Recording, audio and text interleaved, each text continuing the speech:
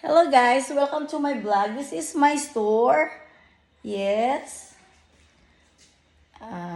Yan. Okay na guys, may pinagkakaabalahan ako. Kahit papano I spend time for good things. Yes, and of course my YouTube. This is my source of income that I can use every day. Yes, and in my YouTube channels. Guys, thank you so much to all of you, to all of my old and new subscribers.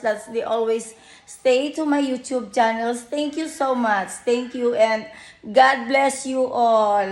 Ipag-pray nyo ako na sana iligtas lagi at more success in life. At ganun din ako sa inyo guys. Wish ko na sana maging successful din kayo at magiging good example ako para sa inyo na ang daily life ay hindi madali. Pero depende sa inyo kung paano nyo aayusin ang inyong buhay. At kung mayroon kayong pera na 5,000, ano ang gagawin nyo?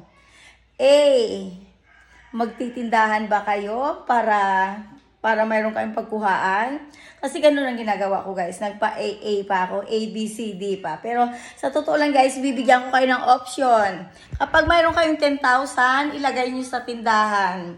Tapos magtinda kayo ng ice candy na extra source of income everyday na mayroon kayong ipangtapal sa pambili nyo ng ulam.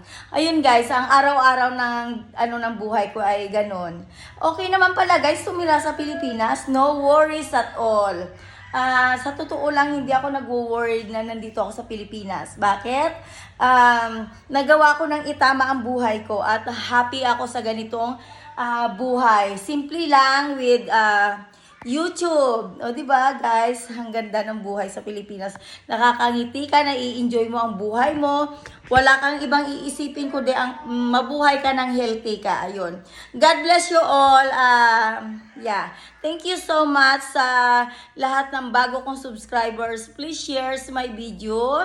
At sana ay dumami pa ang aking subscribers. Thank you guys. God bless. Bye-bye.